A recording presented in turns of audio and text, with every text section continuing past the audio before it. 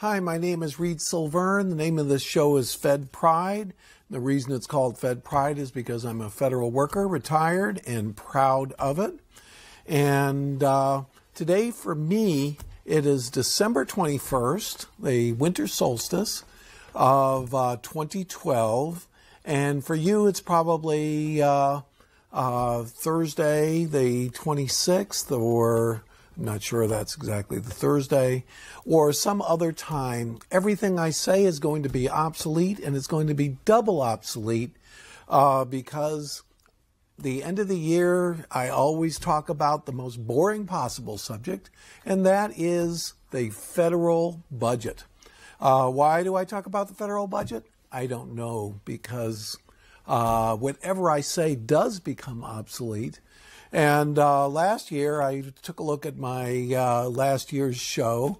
And last year at this time, which was 12/16/2011, I said, why don't we do nothing and see if the budget deficit disappears? And it was due to disappear, or to virtually disappear, in 5 years. That year, the budget deficit was about $1.1 trillion.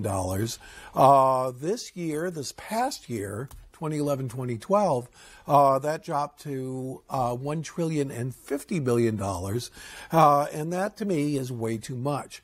Now, the Republican solution to the budget deficit is to privatize Social Security, turn it into a 401k program so that big bonuses will go to Wall Street. And next time there's a stock crash, everybody will lose everything, and our old people will be thrown out in the street. They tried to push that in 2005, and it destroyed the Republican majority in both houses of Congress, and permanently destroyed the good wishes and all of the political capital that George W. Bush had gained from 9/11. So that was the last one. Then Obama was elected. Obamacare was passed. Dodd-Frank was passed, and I've talked about those things in the past. But the big thing was we had a crash, a liquidity collapse. In other words, in 2008, September particularly, but it really started months and months earlier, the mortgage-backed derivatives and all the other derivatives too, because commodities had spiked up and then collapsed and so on and so forth. There was basically a freezing of liquidity, which would have ended up becoming a new 1929 depression scenario or financial panic. There were runs on the banks. The TED spread ran to up to 4%.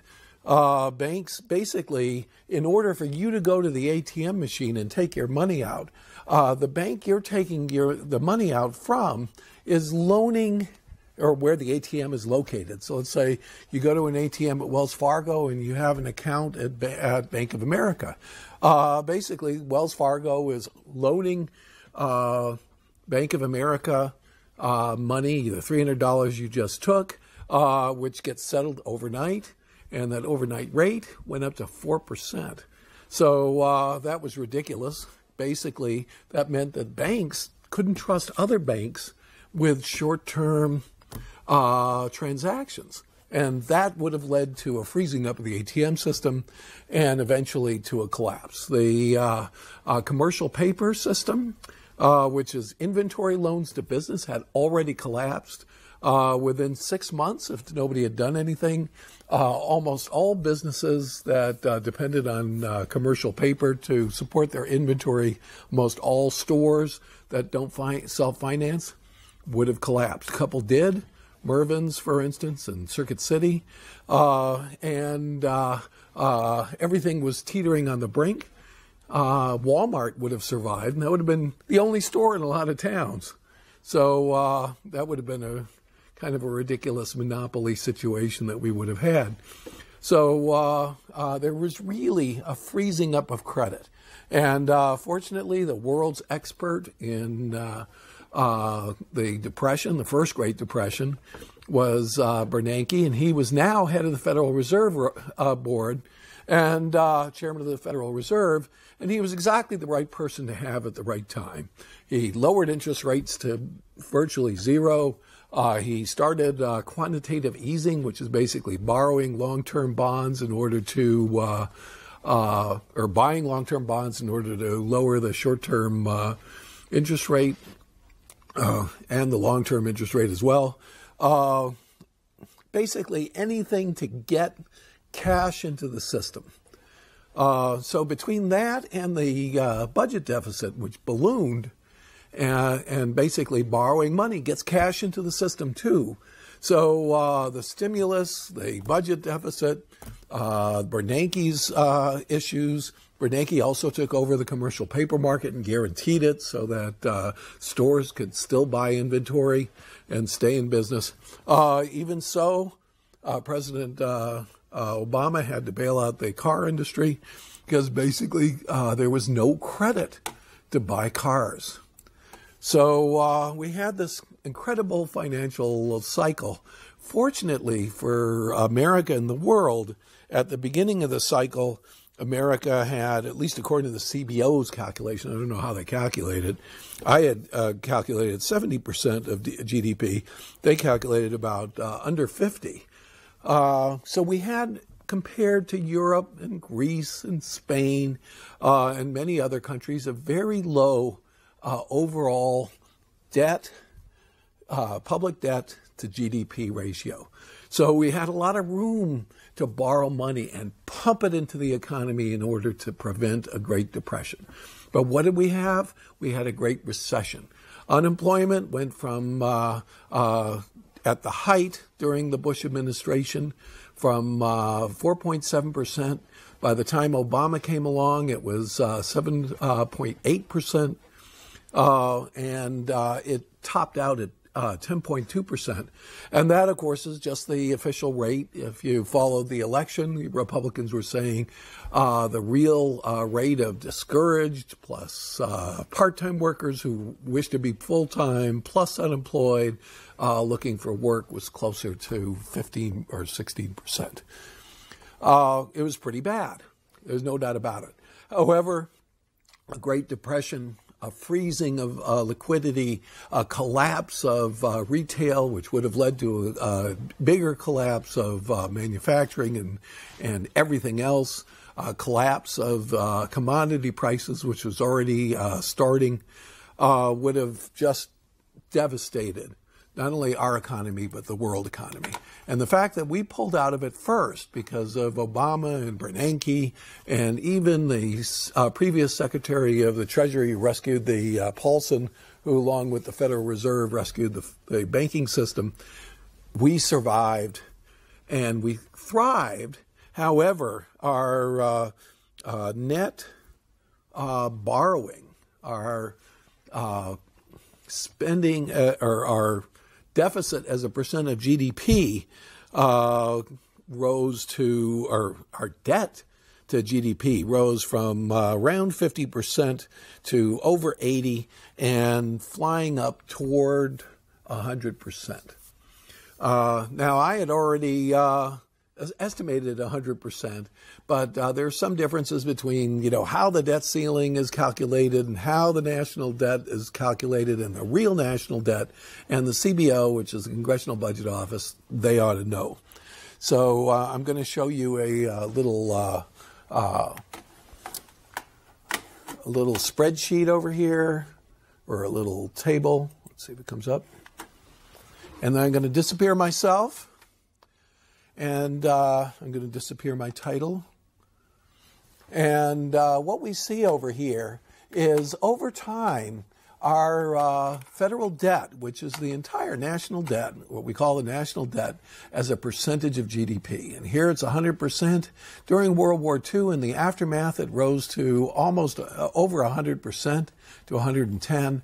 And then by the time of the 70s, it was way down here on the order of 25% of GDP. During the 80s, which is the Reagan time, it grew up to almost 40, and then dropped again during Clinton, and then just started flying up during the Bush administration. Now, when the recession hit at the end of the Bush administration, it was already up to here. And why? There was a new entitlement. That new entitlement was Part D and Part C Medicare, which basically funneled money out of the taxpayers' pockets into the pockets of the pharmaceutical and insurance industries. And, of course, we were fighting dual wars in Afghanistan and Iraq. But it really flew up during the recession. So the recession, in order to reliquefy the economy, the stimulus, plus unemployment, extended unemployment benefits up to 99 weeks, and all the other safety net things which were absolutely necessary. And on top of that, much of the baby boom generation, the people between 62 and 65, started retiring because there were no jobs for them. So we had a massive increase. People with private insurance were losing their jobs, even at 65 and going on to Medicare. So all of this came together. Unemployed people went on to Medicaid, and all of that together really ballooned the deficit. It topped out at $1.3 trillion one year, $1.1 trillion the next, and $1.05 trillion the year after that. So basically increased the national debt by $3 trillion. And the all things being left the same, I'm going to return to myself. I'm going to reduce this down. All things being left the same, we would have ended up with another $1 trillion deficit this year. But there's a fiscal cliff, and everybody's been arguing about the fiscal cliff. Again, remember that I am speaking to you on December 21st. Absolutely convinced that the world will still exist. There's the Mayan ruins. And that you will be here to enjoy or to be bored by my presentation over here. But basically, we're going to have another year. Thank God for that on one hand, and let's see what happens on the other. Now, I have another presentation over here, which I got from CBO by way of Wikipedia. And what I'm going to do, I'm going to expand this, and then I'm going to disappear myself, and I'm going to talk to this. And this is what the fiscal cliff basically is going to do, according to the CBO. The expiration of the tax cuts and subsequent growth in the AMT, $221 billion. Expiration of the FICA payroll tax, $95 billion.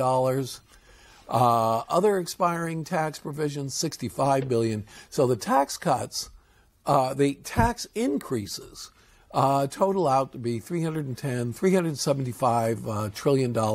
And then Obamacare adds 18 to that. So it's almost just under $400 billion. Spending cuts are $65 billion in this particular fiscal year. And unemployment, the unemployment expansion beyond the 49 weeks that's guaranteed by some states is to 99 weeks is going to go away. That's $26 billion. Reduction in Medicare, 11, and other changes reflecting economic growth, $105 billion. So the bottom line of this whole thing, and the reason this is there, and I'm going, okay. And let's see if I can minimize that and bring me back. Okay, I am my own engineer, as I like to explain.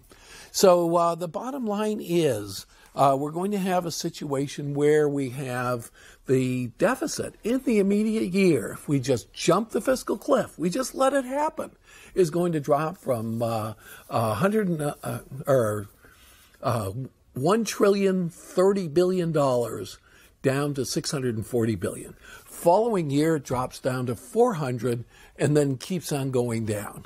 As a percent of GDP, it drops even further. So basically, we'll have the increase in our debt due to the deficit be less than the increase in our growth, our economic growth by 2014, if we just jump the fiscal cliff. Now, there's a lot of things about the fiscal cliff. The CBO itself says that if we jump the fiscal cliff, in other words, if nobody does anything, the Bush tax, we just let the Bush tax cuts go away. We let all the tax rates in the tax system go back to the way it was under Clinton. And we cut $110 billion from our discretionary funds. Then $110 billion plus the 37. So it's about $150 billion in cuts. If we let that happen, we are reducing our deficit from almost 7% of GDP down to under 5%. Pretty good deal, in my opinion, or 5.5%, a little above 5%. Pretty good deal, in my opinion. It all depends on whether you really think that long-term deficits and the national debt, which the Republicans seem to think is disastrous and have been making a big thing about, but their problem is they want to cut taxes more, and they're saying it won't bring up the deficit. Well, they cut taxes during the 2000s, and it proved beyond a shadow of a doubt that if you reduce revenues, you reduce the amount of money you have, and you increase the deficit, because we have things that, as Americans, we want to spend money on. Grover Norquist, the guy who was behind the Bush tax cuts, the guy who was behind everything, basically made the Republicans pledge never to raise revenue of any kind, and he's already been humiliated and thrown out. So basically his idea was government, the federal government, the government that's made us a great power for the last so many years, the government that provides Social Security to the aged, and therefore more security to the middle class because they don't have to pay for be bankrupted for the medical bills of their parents, and to bring their parents in because they're destitute. And also those people that don't have children, or children are estranged, they'd be dying under bridges and so on and so forth. So our poverty rate would be incredibly high. And there'd be a cost in actual human life, especially the human life of the elderly. So all of this has been prevented because we have this safety net. We have this national retirement program that underlies everything. And we have a national health insurance for the elderly. If you can make it to 65, and you have that crisis, which costs 1/3 to 1/2 of your lifetime medical costs, that crisis that eventually might kill you, there is something for you. There is Medicare. So that's what's going on, basically, in a nutshell. And if we want to keep this, if we want Social Security, if we want Medicare, if we want the poor not to storm your gated castles and your gated neighborhoods because they're dying from lack of medical care or whatever, or they don't have food stamps and they're starving, all of that is taken up by the federal government. What else does the federal government do? Well, we just happen to have the most powerful military in the world. We maintained 2 wars for almost 10 years.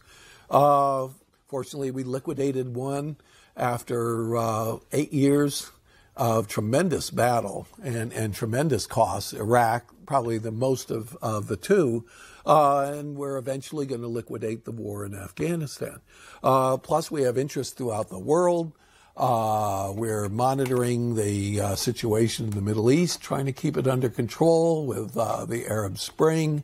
Whether they want to admit it or not, we're still supporting the Europeans and saving them from threats.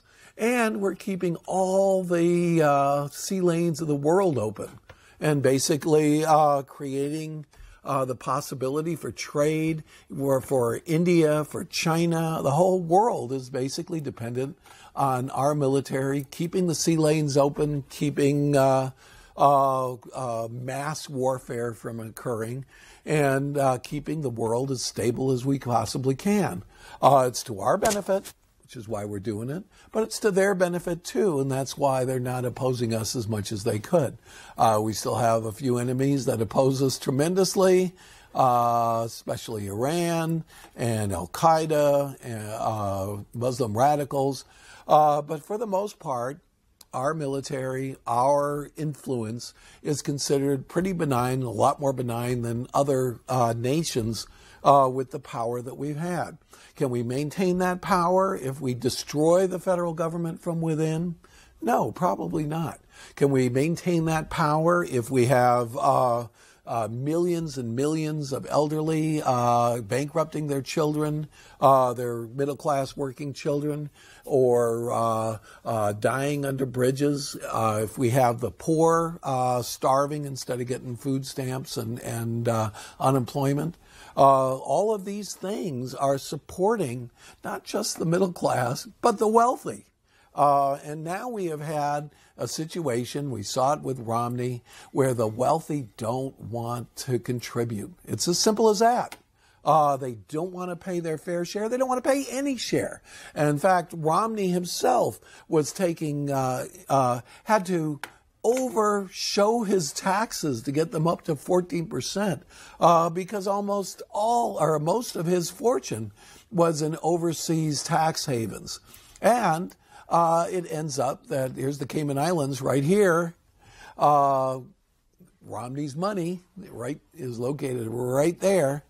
The bottom of the whole thing is that if the wealthy don't contribute, if they don't keep the mobs from their door, and if they're not willing to support the mob, at least to provide the minimum of medical care and the minimum of food and unemployment when they're forced into unemployment, then eventually they're going to lose.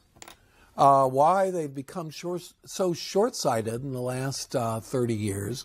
As they become richer and richer and more greedy, something that I personally don't understand. I think some of the wealthy are starting to get it. I think Buffett got it. I think Bill Gates got it. The wealthy were once known as being the great philanthropers of America, destroying diseases, supporting the March of Dimes, getting rid of polio. Their foundations helped millions and millions lengthen their lives and so on and so forth. The new round of 80s to 2010 billionaires are just pure greedy. They don't even believe in setting up foundations and supporting philanthropy. They are just downright venal.